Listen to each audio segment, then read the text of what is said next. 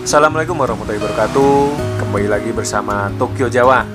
Dan kali ini kita masih ditemanin sama Mbah Sabar.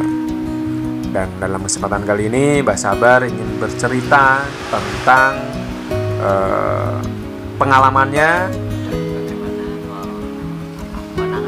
dan bagaimana cara menangani penderita hipotermia dalam perjalanan Mbah Sabar ke Gunung Sindoro. Bagaimana ceritanya? Monggo silakan Mbah Sabar. Bismillahirrahmanirrahim. Assalamualaikum warahmatullahi wabarakatuh. Waalaikumsalam warahmatullahi wabarakatuh. Dalam perjalanan saya kemarin kebetulan sekali mendapatkan pengalaman yang sangat berharga karena penderita hipotermia itu tidak akan kita jumpai di dataran menengah ataupun dataran rendah, hanya kita jumpai yang dikenal dengan AMS atau altitude mountain sickness, dan penderitanya pada umumnya adalah hipotermia.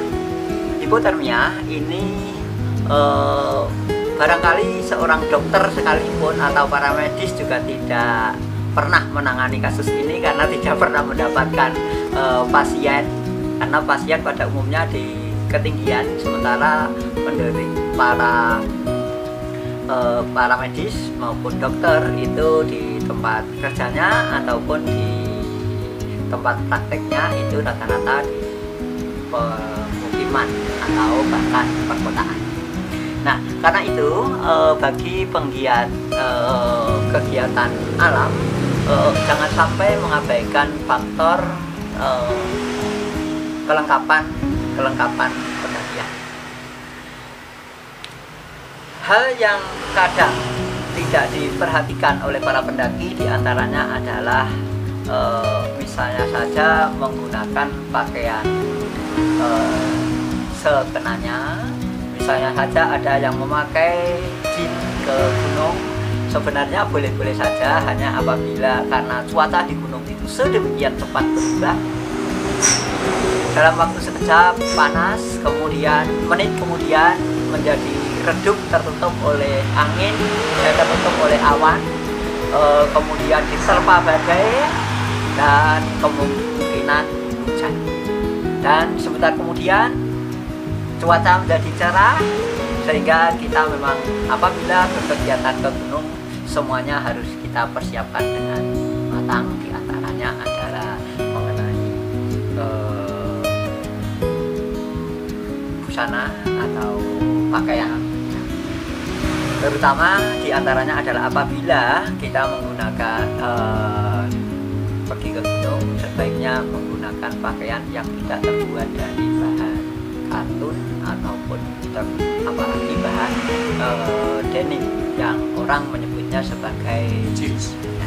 Karena apabila sampai kehujanan, kena embun dan lain sebagainya sudah sangat kaku, bisa kemungkinan di samping menyimpan air juga kulit kita akan lecet buatnya. Karena itu pakaian yang kita kenakan pun juga harus menyesuaikan. Kemudian diantaranya adalah karena alam yang sedemikian dan cuaca yang sedemikian gampang berubah, maka pakaiannya pun kita pada umumnya menggunakan 3 lapis. Diantaranya adalah yang dikenal dengan base layer, pakaian paling dalam, baik untuk celana maupun untuk orang menyebutnya sebagai t-shirt, tetapi pada umumnya terbuat dari bahan yang wood-grey karena fungsinya untuk menyerap keringat tersebar, tidak nampak sedemikian basah kuyup. Kemudian lapisan yang keduanya adalah jaket, kemudian yang ketiga itu coat layer. Kemudian jaket itu sendiri itu juga beberapa fungsi, diantaranya adalah jaket yang dikenakan di gunung mestinya adalah jaket yang windproof atau tahan air atau tahan angin, windproof tahan angin, dan waterproof itu tahan air. atau dikenal pula dengan windbreaker atau sebagai pemecah angin. Itu untuk jaket. Kemudian kelengkapan lainnya diantaranya adalah para pendaki jangan sampai mengabaikan yang benda kecil ini yang terbuat dari bahan aluminium foil, dikenal sebagai thermal blanket atau emergency blanket. Oh, ini yang biasanya buat masak-masak itu bukan, Mbak? Nah, ini digunakan untuk bagi penderita yang hipotermia. Oh, sebenarnya bukan yang untuk manggang-manggang ikan biasanya dibungkus terus dipanggang, itu bukan itu ya? Mirip, itu bahannya mirip, hanya biasanya terbuat dari bahan yang lebih tebal dan seringkali kadang digunakan juga untuk penghalang apabila kita mau menutupi kompor ketika kita masak supaya tidak tertiup oleh angin. Jadi, namun thermal blanket ini fungsinya untuk menjebak panas di dalam tubuh sehingga tubuh kita cukup hangat, dan apabila kita terpaksa kedinginan ini cukup membantu. Kemudian yang karena penderita ini memang kami dari sekitar lebih dari 50 pendakian di gunung itu belum pernah sekalipun menjumpai seorang penderita AMS ataupun hipotermia. Hipotermia itu sebenarnya adalah kondisi tubuh di mana suhu tubuh itu karena suatu gangguan itu mengalami penurunan yang drastis. Pada umumnya disebabkan oleh kehujanan. Karena itu bagi pendaki memang segala sesuatunya, baik mulai dari carrier itu seharusnya dilengkapi dengan rain cover, kemudian jaket yang dikenakan pun juga jaket yang waterproof, yang tahan terhadap air. Sepatu yang dipakai juga seyogyanya sepatu yang tahan air, karena cuaca yang sedemikian cepat berubah. Tadi sudah kita sampaikan di awal, cuaca di gunung itu bisa cerah, panas, kemudian dalam waktu pendek itu berubah menjadi mendung, kemudian hujan, dan sebentar kemudian cerah kembali. Karena itu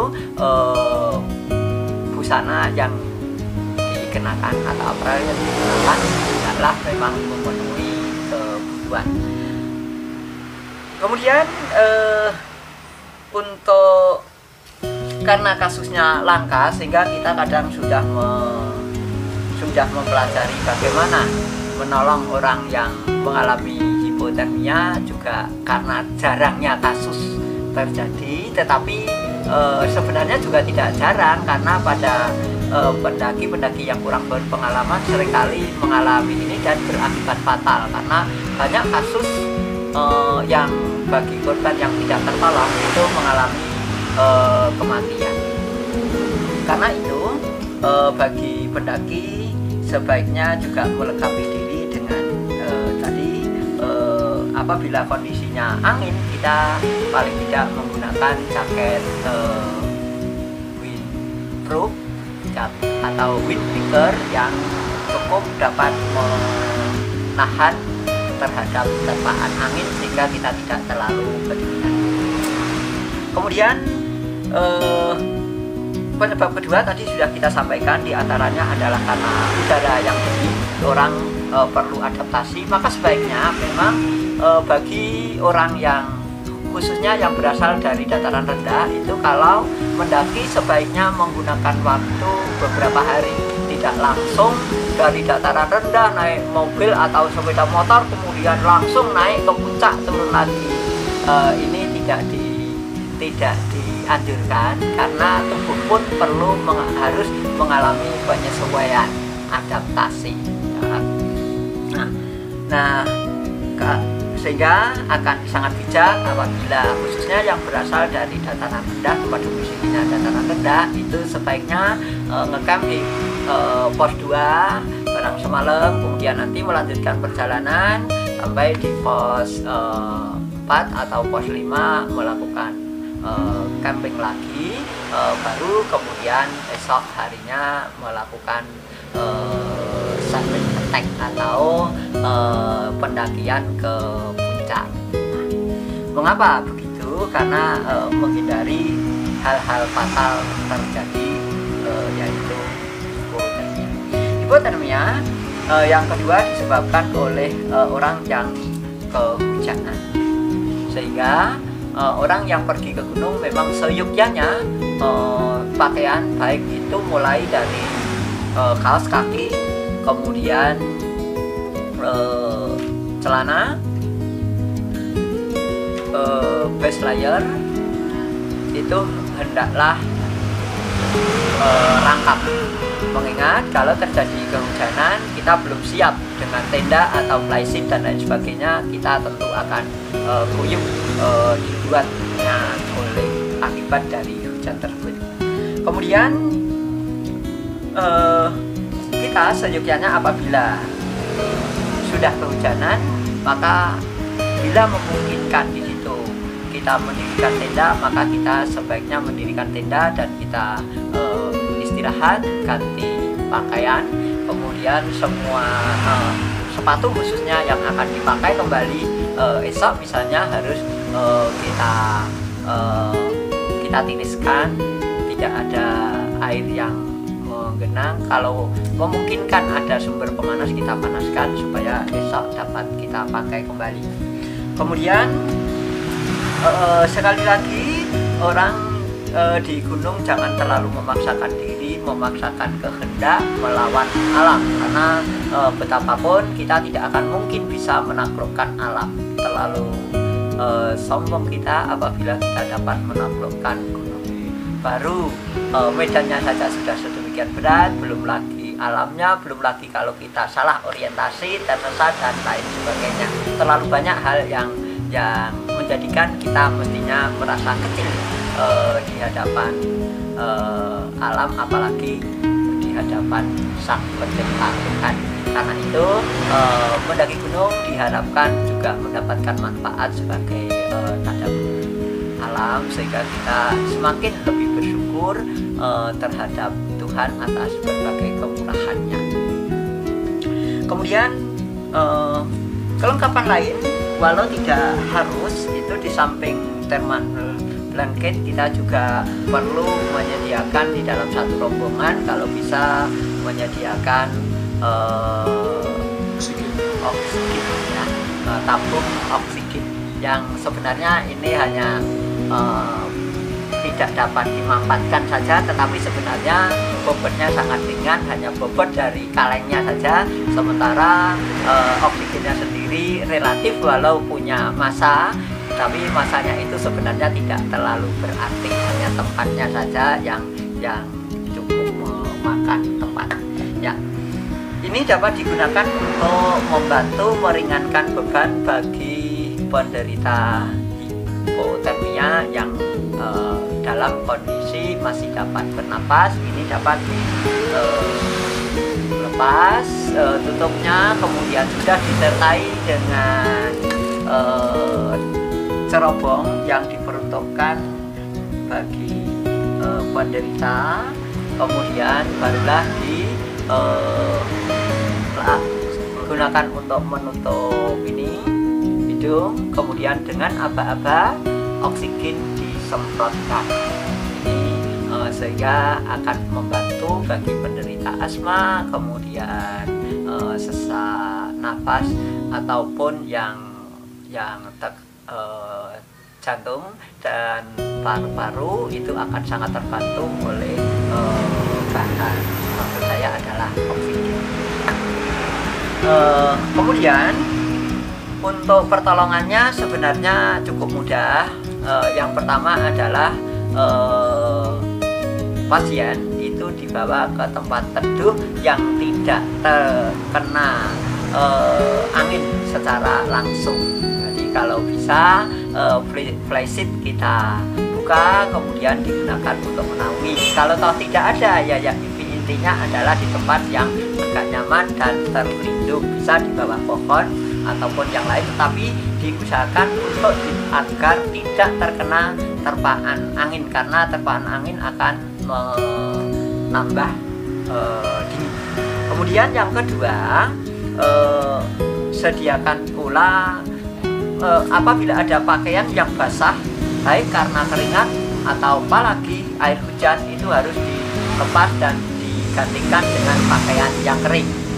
Kemudian yang berikutnya adalah keluarkan thermal blanket ataupun emergency blanket yang terbuat dari aluminium foil. Ini orang menyebutnya sebagai grenjeng, ya. Grenjeng barang ini bisa dibuka hanya untuk sekali pakai, karena itu apabila tidak digunakan memang seyogyanya tidak dibuka, karena memang melipatnya susah, melipatnya susah, hanya untuk sekali pakai. Tadi namun barangnya dapat kita lihat thermal blanket seperti ini. Ini dapat digunakan untuk menutupi atau bahkan ini ada yang rangkap dua sehingga korban bisa dimasukkan ke dalamnya. Kemudian di luarnya dikenakanlah SB atau sleeping bag, ya, sleeping bag, sehingga kemudian penderita diusahakan untuk jangan sampai dalam posisi, maksud saya adalah tertidur, karena orang yang mengalami hipotermia itu biasanya sangat terserang, sangat kantuk. Maka bagaimana caranya agar kita ajak untuk berbicara, komunikasi, atau apapun yang menjadikan dia tidak kantuk. Kemudian usahakan kalau ada air panas, kalau kondisi penderita itu masih dalam kondisi sadar, boleh diberikan air minum yang panas atau hangat.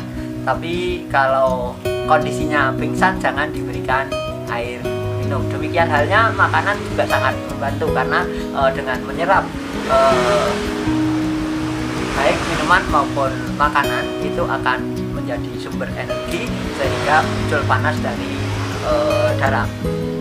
Kemudian setelah ini tadi, kalau memungkinkan ada botol dan membawa termos yang berisi air panas, itu dapat dimasukkan ke dalam botol, kemudian masukkan ke dalam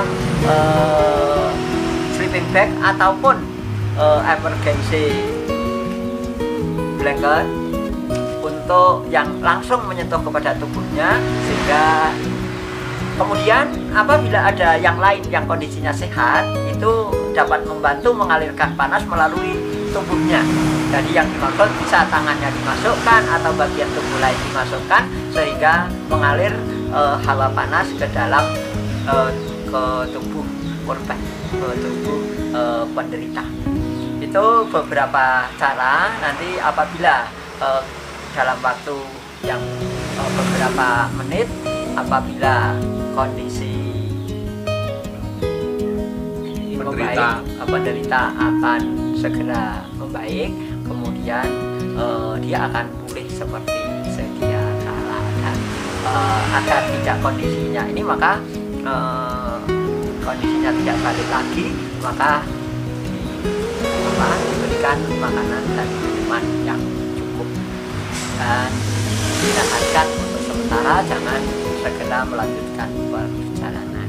Ya, itulah salah satu trik, karena kebetulan sekali kemarin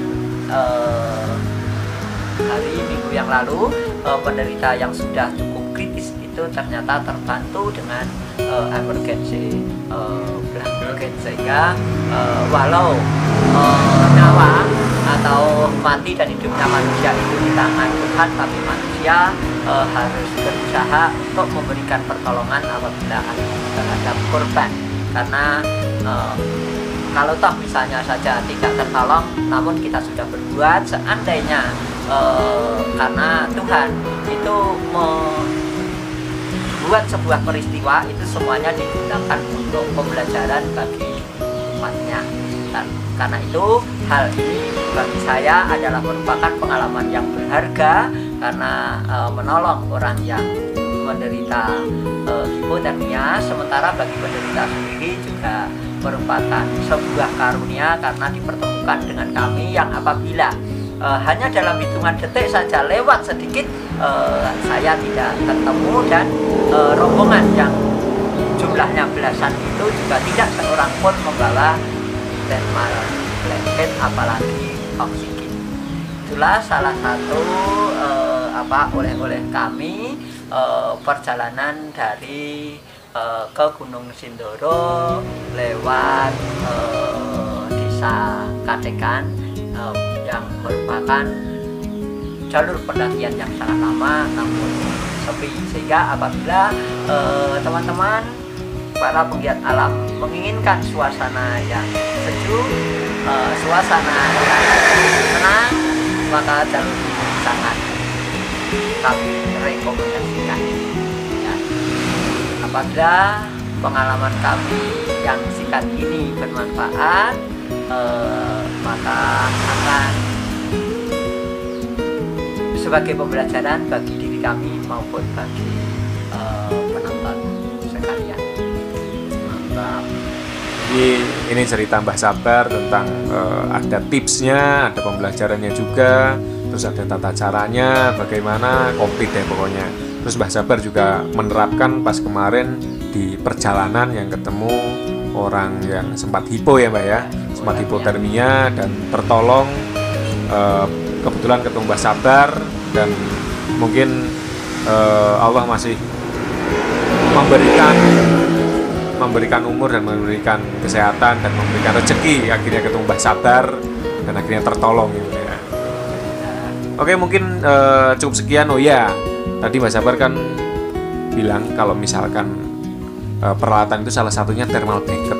Nah, di SKDV tersedia thermal blanket. Sedikit iklan.